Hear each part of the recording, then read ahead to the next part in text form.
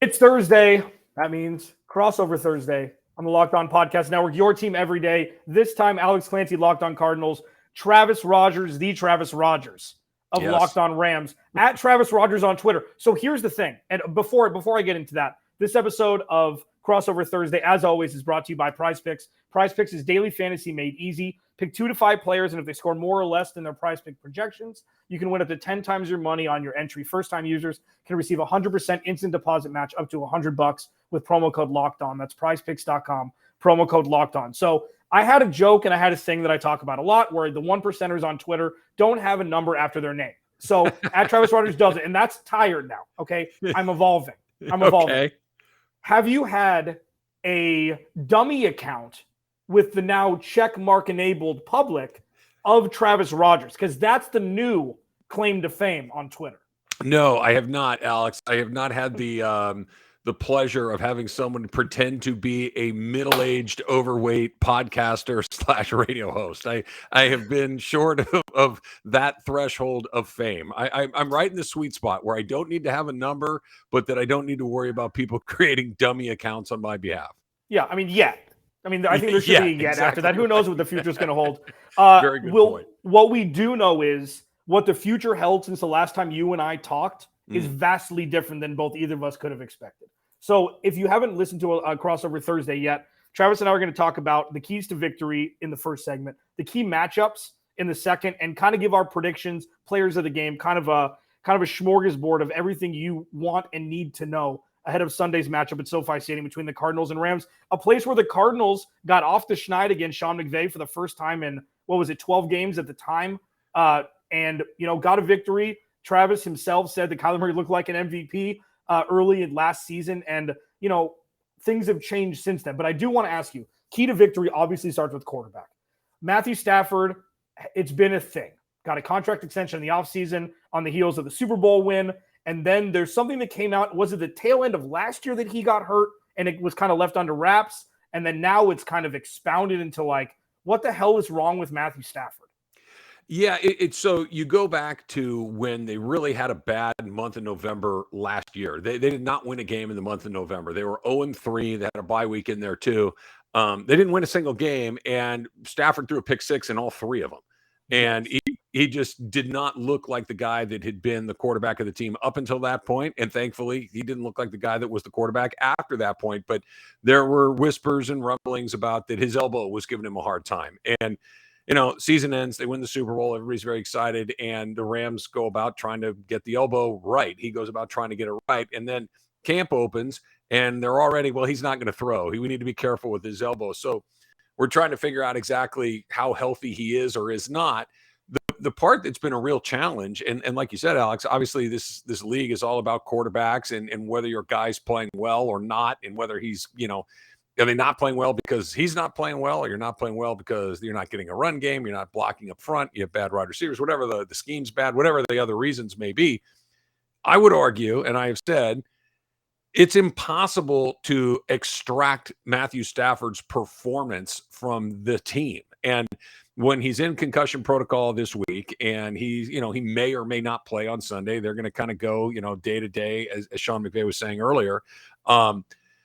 I don't know if this is an additional injury on top of an elbow injury on top of something. I don't know, because I can't tell you if, his elbow's terrible so they're disguising this as a concussion. It's impossible to evaluate Matthew Stafford. They can't run the ball. They have exactly one guy who catches passes. They can't block anybody. They don't have anything going on. They score 12 points a game. It's impossible to tell, look, that ball's coming out of his hand differently than it did previously. He's made some great throws this year. Most of them have either gone to Cooper Kupp or been dropped.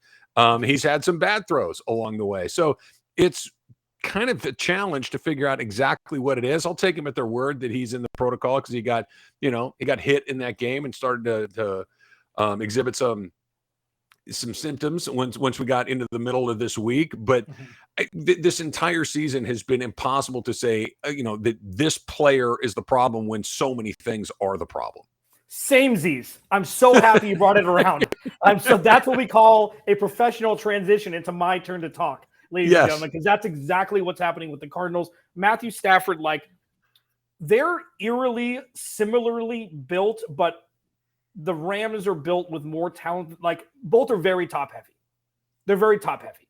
And for vastly different reasons, the Rams traded away a lot of their future, even though they've got pretty much a full slate of 2024 picks. Yes. Like, the Cardinals did the same kind of thing light with Zach Ertz and signing James Conner and trading for DeAndre Hopkins and, drafting Kyler Murray. Like, the thing that I've been saying since this kind of downturn by the Cardinals is the only thing worse than having a problem is not knowing why there's a problem. Yes. And that's something that's like, you look at the Cardinals, you look at the Rams, it's like the Rams should be better. Even though Matthew Stafford is hurt, the run game has been completely extinct. And that's something you didn't necessarily see with the multi-headed running back crew. That the Cam Akers thing is one of the bigger enigmas we've seen. And one thing that I saw is, before I pivot to the Cardinals, is like losing OBJ and Von Miller, who has to be a vampire. He has to be, because he's gotten better as he's gotten older. Like, it doesn't make any sense. Like, the fact that they gave him so much cheese in Buffalo is like, cool. Ain't no way that's going to work out. And now he's still one of the perennial better edge rushers in the game. With the Cardinals, the defense was ignored like the middle child, like Jan Brady this offseason. Yes. Thank you for Marsha. Yeah. And the offense was supposed to be this juggernaut or close to it, supposed to be top 10 in the NFL. That's not coming to fruition. And the defense, although maligned by many because they've given up a lot of points, I see it as the offense not doing their job in being the strength of this team and forcing a lesser than talent-wise side of the ball to pick up the pieces when that's not how they were constructed. So with the Rams, it seems a little bit more of an enigma than the Cardinals. Like, I know that the offense should be better than it is. Why? That's the problem when we don't know why there's a problem. Yeah, like you said, the similarities are kind of spooky, frankly, because like the number one problem the Rams have is the offensive line. This is their 9th game of the season coming up on Sunday, right? This will be the 9th different offensive line that they will start in 9 games. So that's the problem. But the problem is okay, even when you do block it up well on occasion, and not that, but I mean, it's not like they have a blown assignment on every play. Even then, it doesn't work. And is it because Darrell Henderson doesn't have the chops? Is it because Cam Akers and Sean McVay hate each other's guts? Is it because, Matthew Stafford made a bad read, or Allen Robinson doesn't know which way to turn? It could be yes is the answer, or no is the answer. It's impossible to tell because so infrequently do they have the opportunity to say, okay, let's take a look at this. And even when you kind of go through and you look at the tape and everything else, there are 10 different things going wrong at once. So which one led to the other 2 or 10 or whatever it may be? It's been a very, very tricky puzzle. And then, like you said as well, because the Rams have operated in the draft the way that they have for the better part of about 5 or 6 years, their depth is non-existent. It's like a balloon, right? You've got all of these people on the surface of the balloon. You got Aaron Donald and Jalen Ramsey and Bobby Wagner and Matthew Stafford and Cooper Kupp, but on the inside of the balloon, there's nothing there. And once you have to go into the balloon to pull somebody out, there's nobody available. Their starting center for 2 weeks was a guy that was a cop 2 years ago. And it's just these are the guys that they're having to start NFL games with, playing a Super Bowl schedule. That there's a reason that they're 3-5. Yeah, and all is not lost still. You still have Seattle twice. The Cardinals lost to Seattle twice, but they've got 2 NFC West matchups on Sunday and the week after. Like, this, if it were any team but Seattle atop it, we would be having a different conversation. Like, if the Rams were 6-3, if the 49ers, especially now with Christian McCaffrey, et cetera, 6-3, this season could potentially be lost for both. But with Geno Smith, do it again. It's that kind of thing. Do it again. And having said that, there are huge matchups within this game to keep our respective teams that we cover afloat. We're going to hit those next here as we roll on Thursday. Locked On Crossover Thursday. It's been a long ass day. Crossover Thursday on Locked On Podcast Network. Your team every day. Blue Nile. Okay. Blue Nile differentiates itself in a couple different ways.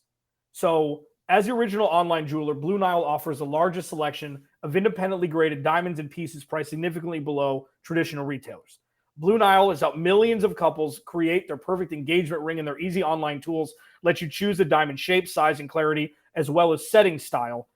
And Blue Nile's bench jewelers will help you handcraft her perfect one-of-a-kind engagement ring. And this is where the differentiation really comes into play. If you have no idea what the hell you're doing like me, They've got 24/7 help via chat or phone to help you so you don't make a mistake. You keep everything in your budget and get you going on the right path. Shop stress-free with Blue Nile's 100% satisfaction guarantee. All Blue Nile's orders are insured and shipped for free in discreet packaging.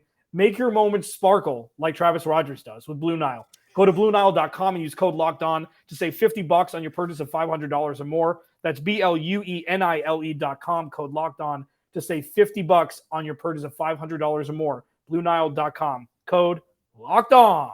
Sparkle like me.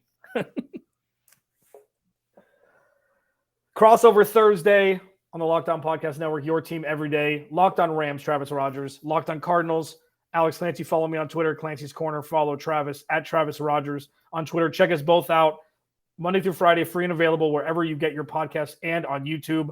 For your second listen today, check out Locked On Sports Today. From the games that matter the most to the biggest stories in sports, go beyond the scoreboard and behind the scenes with local experts and insights only Locked On can provide. Locked On Sports Today, available on this app, YouTube, and wherever you get your podcast. So this is like cousins meeting at the family reunion twice a year. And we've talked about this a lot. I've talked about this with Corbin Smith from Locked On Seahawks and Brian Peacock and Eric Crocker from Locked On 49ers.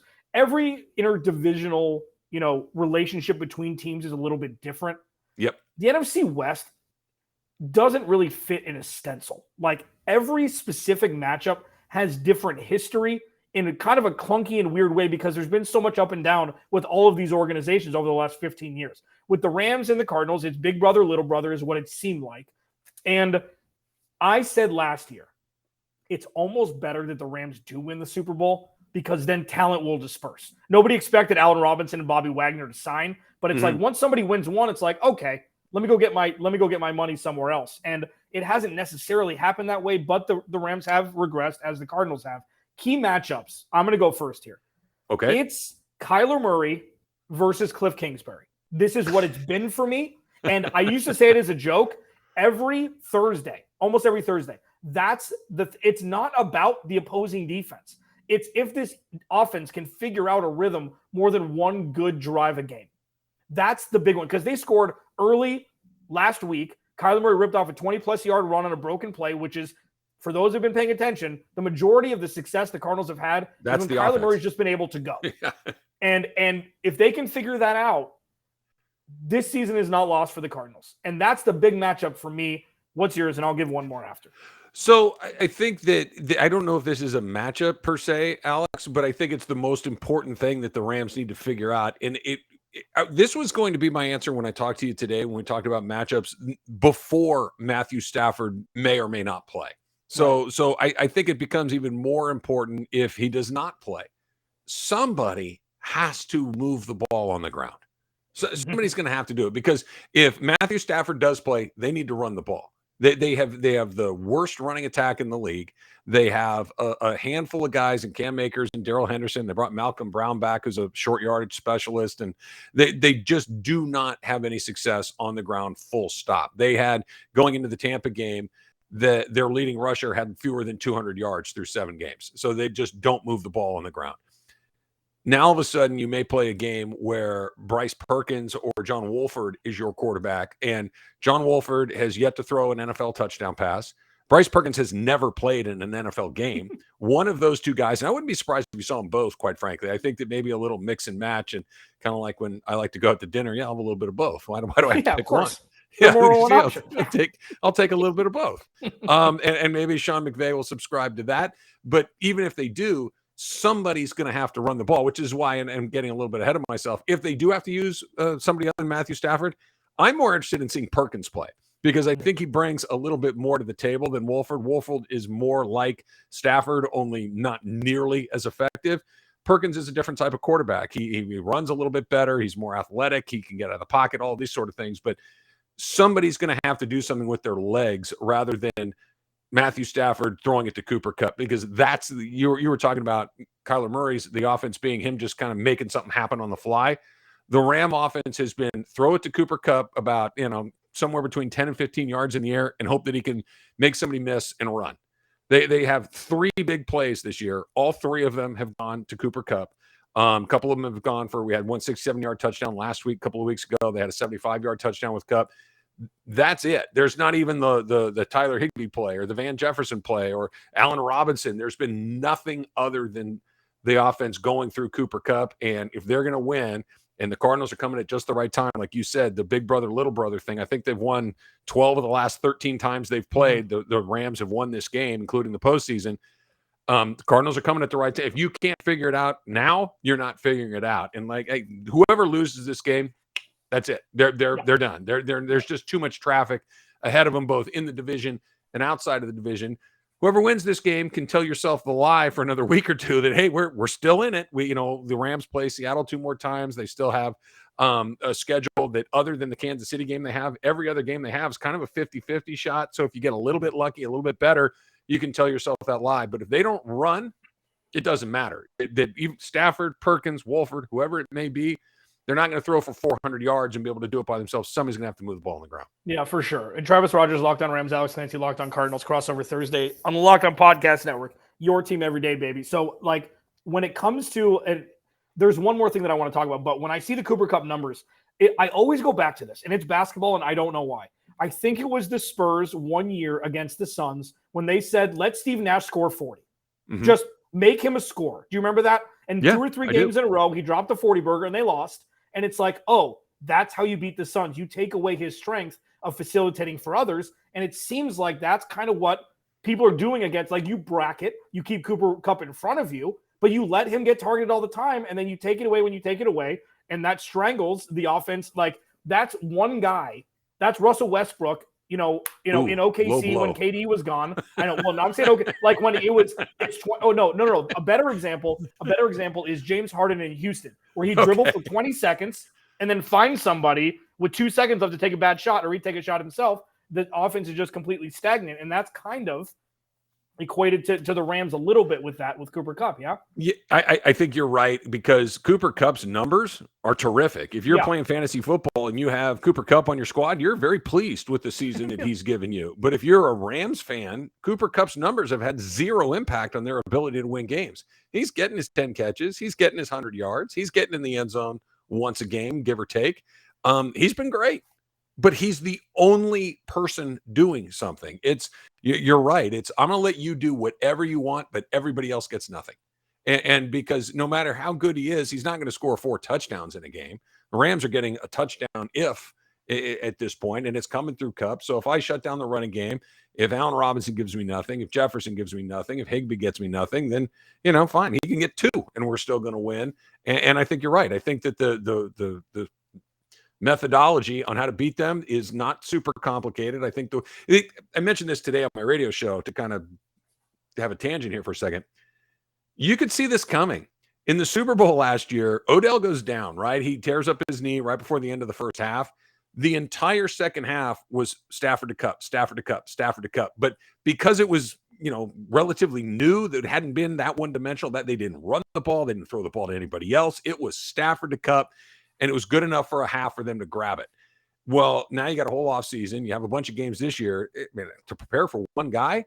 I don't care who the worst defensive coordinator in the league is. If I got to just deal with one guy, and that's what the Rams are right now, they're going to figure that out. And they have. The Rams have been the 3 teams they beat, Arizona, Atlanta, and Carolina, are not good teams. Every decent team they've played, and I put Tampa in the not very decent, they not only have they lost, they really haven't even been in the game other than the Tampa game. They're a very easy team to defend right now. Yeah, and I would even say, and I said this after the Rams game, like the Cardinals were the best team on the field for like 2.5 quarters of that game. Because the Rams, they hit it early. The offense, that was during the part of the season where the offense wasn't scoring in the first quarter. I know that Cooper Kupp had a drop. I know that Allen Robinson had a drop in the end zone. But if the Cardinals give up 20 points in a game for 17 weeks, you expect to go 11-6. 20 points in this day and age is the sexy sweet spot of what you want your defense to be. It's 13 from 10 years ago. Exactly. And the Cardinals had 4 scoring drives that resulted in field goals, and that's on offensive play calling and execution. I thought the Cardinals were the best team on the field, at least for half that game. That was by no means a blow, but you're right. Going into Sunday, this is the first of 2 nails in the coffin for whichever team loses. And the Cardinals, for me, one last thing before we go, before Ross Jackson yells at me for going long. Ross, I love you. Check him out. Locked On Saints. Shout out. We all love Ross. If the Cardinals can't get to Matthew Stafford, this is going to be a problem for the Cardinals. Like, the Cardinals need to blitz. Remember the Titans blitz all night. Coach Yost, they have to just – it's the highest percentage of the year by Vance Joseph. He's a blitz-happy guy. Do it more. Double it. If you get beat deep, that's better than Matthew Stafford having tea parties in the backfield. So very quickly, the way that people have been beating the Rams is by doing kind of the opposite of that, is by having that high cover and just rushing 4 and getting pressure with 4, because they've been getting pressure with 3 and 4 all night long, and they're still getting to them, and you still have a bunch of guys in coverage. So to your point, if you need to send more to get pressure, yes, but just about everybody they've played all season long has gotten pressure with something other than a blitz. And that's why we do crossovers. That's why we do it right there. So Travis Rodgers can correct me in front of everybody. Thank you very much. Follow him at Travis Rodgers. Follow me at Clancy's Corner for all your Locked on Rams and Locked on Cardinals news. Predictions, little hodgepodge in the final segment. We'll roll on here on the Crossover Thursday Locked on Podcast Network, your team every day. BetOnline.net is your number one source for sports betting, stats, news, and analysis. I think this line opened up at 3, where the Rams are 3-point favorites, which is a pick 'em if it was on a neutral field, which you wouldn't think in week 10, one way or another, that this would be, well, if this is Alabama and USC playing on a neutral field and they, whatever, like having it be pretty much a pick 'em, it's wild. But BetOnline got you covered. And I do say this every BetOnline live read. If you want the weird ones of who's going to win the division or who's going to make the Super Bowl, who's going to win the MVP, they've got all the futures you could choke down. And that's why I love BetOnline more than most. Get the latest odds and trends for every professional and amateur league out there, from football to basketball to soccer and esports. We've got it all at betonline.net. And if you love sports podcasts, you can find those at BetOnline as well. We're always the fastest and easiest way to get your betting fix. Head to the website today or use your mobile device to learn more. BetOnline, where the game starts. All right. So this is kind of a dreaded segment, I think, because it's like what I've been doing is I've been trying to find ways, doing Locked on Cardinals Monday through Friday, to find a way for the Cardinals to win games, find the path. And I feel like you've been struggling recently, like, not to put words in your mouth, but I'm assuming you've been struggling recently as well with how they've played, even though they've been in more games and they've been a little bit more competitive, even though it's, definitely a step back from last season. Like, I can't find 45 points in this game. Oh, no chance. I can't find it. Even though the offenses have, I think DeAndre Hopkins is still a top 4 receiver in the NFL. He's not fast. He's never been fast. Cooper Kupp isn't that fast. He's the best route runner we have. Him and Justin Jefferson. I mean, Jamar Chase is honorable mention. You don't need speed to be a great receiver, and I still think DeAndre is there, especially with the numbers he's put up through 3 weeks since coming back. Cooper Kupp, Jalen Ramsey, Aaron Donald, like, it's a star-studded affair. Kyler Murray, DeAndre Hopkins, Byron Murphy's emerged as a CB1. But I can't find 45 points. And it's not because the defenses are great. It's because the offenses aren't as great as people expect. Do you share the same sentiment? Yeah, I do. The only way they get to 45 is if Arizona gets 30. And I don't think that that's a likely scenario. The Rams they score as few points as possible. They actually had a couple of opportunities to score touchdowns last week. They scored 1, and it was on a 67-yard play, right? That the play I mentioned where they hit Kupp, and about 50 of those were him just outrunning somebody to the corner.